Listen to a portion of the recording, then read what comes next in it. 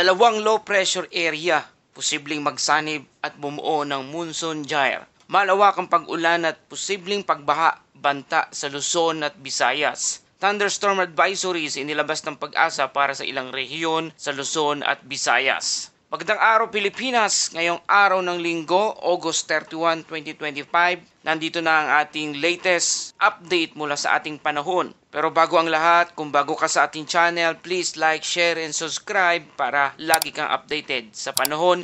Salamat sa inyong suporta. Mga kababayan, bago ang lahat, linawin muna natin ang ibig sabihin ng monsoon gyre. Ang monsoon gyre ay isang malawak na sirkulasyon ng hangin sa Western Pacific. Parang isang napakalaking electric fan na umiikot, na kayang magtagal ng ilang linggo. Hindi ito isang bagyo pero nagiging breeding ground ito ng mga bagyo at nagpapalakas ng ating southwest monsoon o habagat. Sa madaling salita, kahit wala pang malakas na bagyo na tatama, kaya nitong magdala ng matinding ulan na halos kasing epekto ng bagyo mismo. Ayon sa DOST Pag-asa, ang dalawang binabantayang low pressure areas, ang NBES 94W, ay huling namataan sa island southwest ng Guam at posibleng pumasok ng Philippine Area of Responsibility o PAR pagsapit ng September 1. Kapag naging ganap na bagyo, ito ay tatawagin na Bagyong Kiko. At kung sakaling ito ay magiging pang-11 bagyo ngayong taon ng 2025. Ang isa pang low pressure area o tinatawag nating NBES 95W na may lokasyon ngayon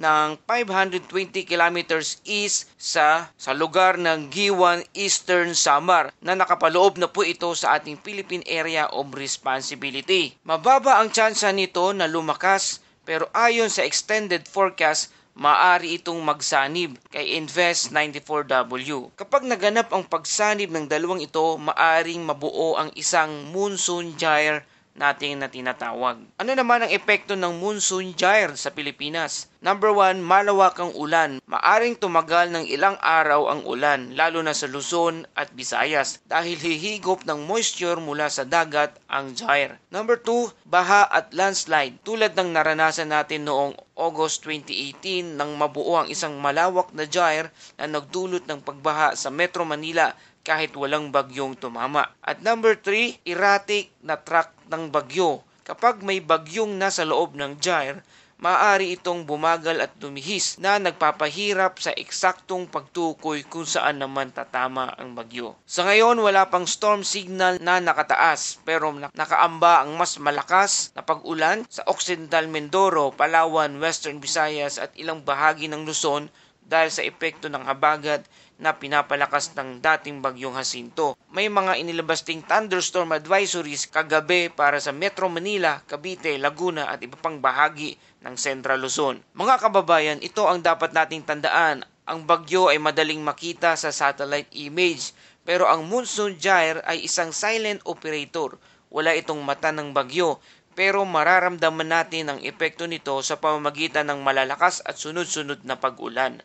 Historically, naranasan na rin natin ang epekto nito noong 2020. Isang monsoon gyre ang nakatulong sa pagbuo ng Super Typhoon Haishin sa Pacific.